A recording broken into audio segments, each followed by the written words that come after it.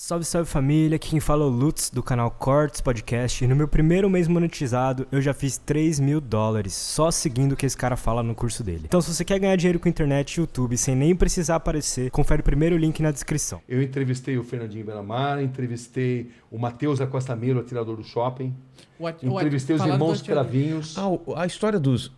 entrevistei os canibais de Garanhuns. Isso que eu ia falar. Essa história é tão bizarra. Deixa eu... É bizarra. Essa história dos canibais eu tava vendo essa entrevista. Era uma seita, né? Onde ele manipulava Como as chamava a mulheres. seita? Era...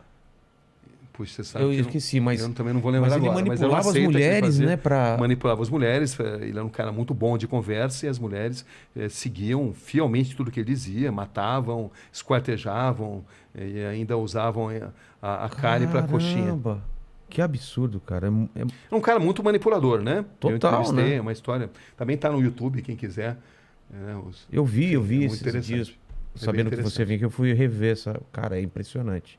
A mulher falando e falando em Deus, aí mostra, né? Tem uns impressos, né? Com a... Pô, eu tava na minha cabeça o nome da seita. É uma seita de adoração ao diabo, né? Basicamente era isso. O nome não lembro exatamente agora, mas Então, na matéria tem. Aí, mas... Porque foi localizar todo um livro, ele tinha escrevido um livro.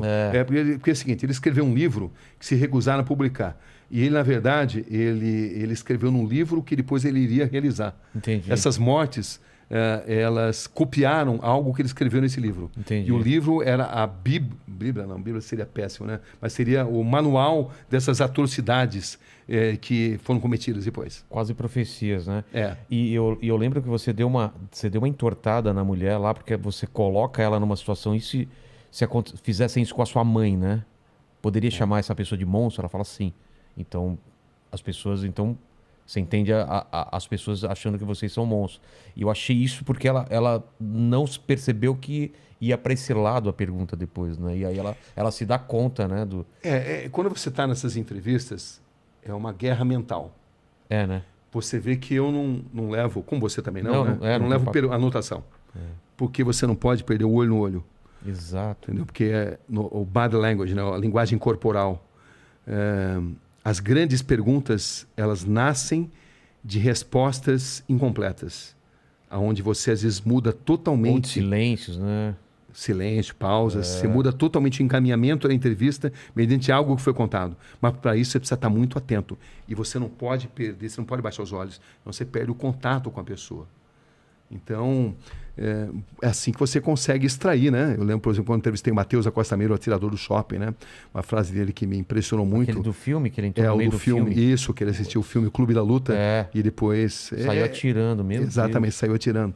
E ele dizia, o que ficou na sua mente? Ele falou, ficou na minha mente claramente o cheiro de sangue e pipoca. Caramba. Você vê, ele relacionava sangue e pipoca na mente dele e nunca se arrependeu do que fez. Essa é a verdade. Psicopata não se arrepende. Porque ele pode até falar que se arrepende porque eles são inteligentes, são frios e notam que precisam falar muitas vezes o que as pessoas esperam ouvir. Entendi. Mas psicopatas não têm cura. Caramba. O Vulkslock 22, Olá Inteligência Cabrini, gostaria de saber, existe uma enorme romantização da criminalidade do perfil das pessoas que cometem crime, mas na experiência, qual a sensação e lição que tira de toda essa experiência com eles? Existe algo a ser aprendido com a mente dessas pessoas. Traumas de infância, ou não. Sempre tem um gatilho ou não? Às vezes sim, às vezes não. Não é exatamente automático. Muitos usam isso como algo para justificar o que fizeram, entendeu? Como um trauma da infância, né? Então você precisa penetrar muito nessa mente, e penetrar na mente de um psicopata é tarefa complicada, mas boa parte deles padece do bichinho, do veratismo, da vaidade, e é quando você consegue extrair muita coisa.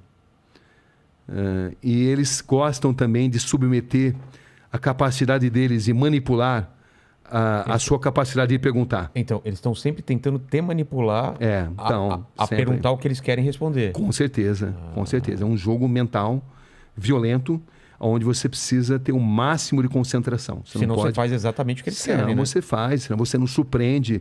E eu costumo usar muitas vezes a tática de repetir determinadas perguntas em situações diferentes para extrair respostas às vezes diferentes. Entendi.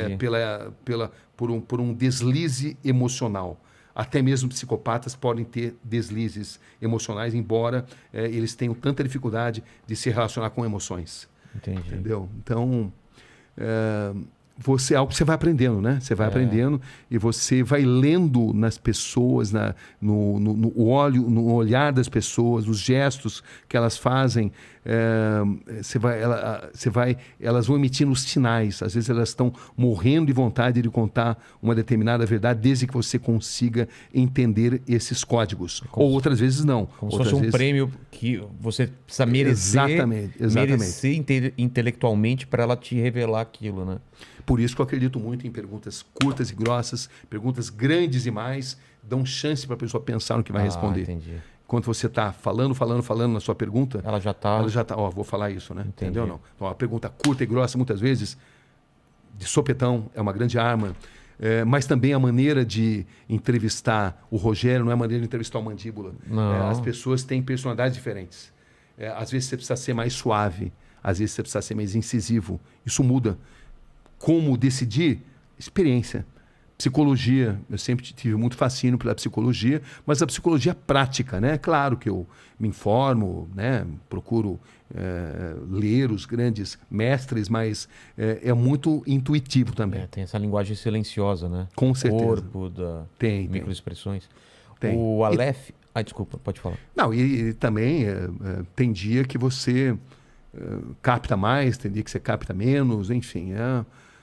É uma violenta guerra mental. Em determinadas entrevistas, não todas, né? Tem entrevistas que não. São mais tranquilas. São mais tranquilas, mas em determinados momentos você sente que você está numa guerra mental.